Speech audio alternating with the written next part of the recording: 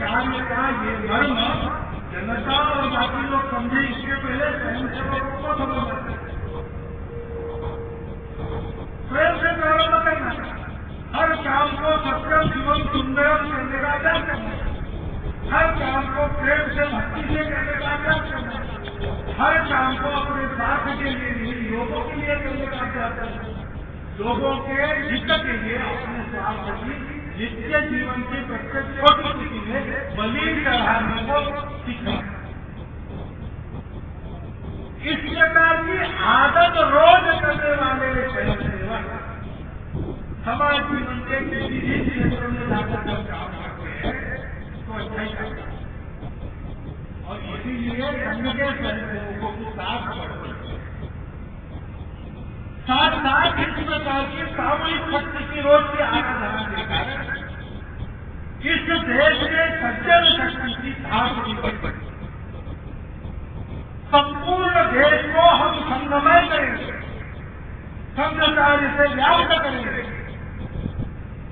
तब ये बात होगी कि अपने देश की साख और अपने देश की खास दोनों इतने बड़े हो जाएंगे कि दुनिया के सारे दुष्प्रवृत्तियों का विनाश कर सत्य, अहिंसा और शांति की मार्ग पर चलने वाला एक नया सुखी सुंदर विश्व गढ़ने की ताकत दुनिया को प्रदान करने वाला विश्व गुरु भारत इस देश का नेतृत्व करेगा। उसकी आवश्यकता है, उसके लिए अपना काम, राष्ट्रीय स्वयंसेवक संघ का काम केवल संघ के लिए नहीं है, संघ का रंग बड़ा करने के लिए नहीं है। संघ को अब और अधिक बड़ा होने की आवश्यकता है। सब मामलों में संघ अत्यंत सुखी है, अत्यंत बड़ा। नित्य नए तरुण संघ को मिलते, 5वीं पीढ़ी में काम चल रहा है, साफ उत्तरोत्तर बढ़ रही है, सारे समाज का स्नेह मिलता है।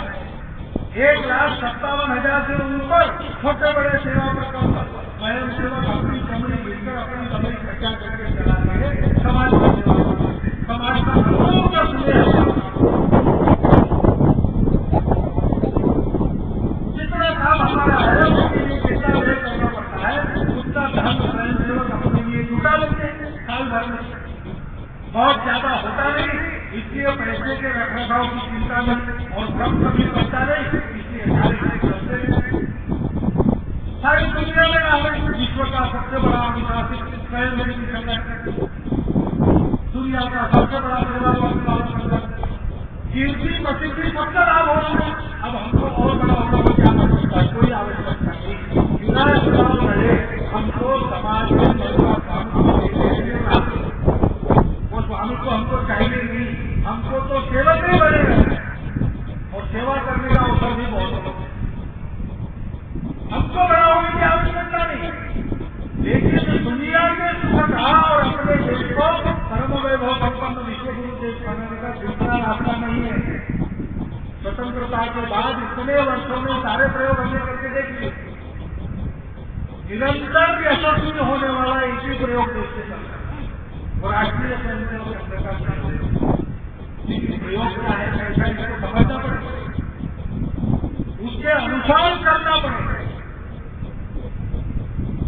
उस प्रयोग को समझकर उस प्रयोग को करना पड़ेगा, तब उसके सही परिणाम निकलेंगे। इस दृष्टि से सब स्वयंसेवक अंतर्गत हो और विचार करें कि संघ को समझने की और संघ को अपने अंदर लाने की ये जो जीवन तपस्या है, उस जीवन तपस्या में हम कितने रत हैं, हम कितने स्पष्ट हैं, हम कितने आग्रही हैं। सारे समाज की सामूहिक शक्ति को जागृत करने के लिए उस शक्ति की घात सारे दुनिया के गुजरों पर लागू करने के लिए मेरे अपने जीवन का शस्त्र, मेरा आत्मिक बल, बौद्धिक, शारीरिक, मानसिक बल, मैं इतना ठीक कर रहा हूं। इस बात को सोचकर हम सब लोग और आज सत्य पूजन के दिन विचार करें और विचार से जो निष्कर्ष पाएंगे उस निष्कर्ष के आधार पर अपने प्रयासों को बढ़ाकर अपने व्यक्तित्व की जो सीमा है, जो वास्तव में काल्पनिक है, मनुष्य समझता है मनुष्य के हाथ से बहुत कुछ हो सकता है, क्योंकि मनुष्य परमात्मा का है। संघ का एक एक स्वयं सेवक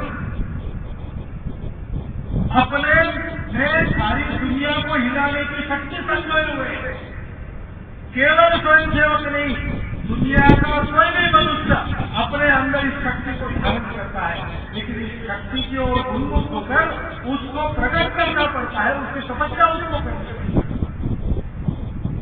हम इस तपस्या की ओर उन्मुख हो और अपने व्यक्तित्व के इन काल्पनिक बंधनों को तोड़कर व्यक्तित्व स्वभाव के अहंकार के ऊपर उठकर विश्व कल्याण के लिए चले हुए अभियान को भारत व्यापी हिंदू समाज व्यापी बनाए और दुनिया में एक ऐसी भागवती शक्ति का प्रकटन करे जो योगी आदित्यनाथ की भविष्यवाणी को, गांधी जी के, शास्त्री जी के सपनों को, खंड निर्माता के ध्येय को सफल करेगा, क्योंकि वही ध्येय, वही सपने, वही भविष्यवाणी हमारी आपकी शक्ति है।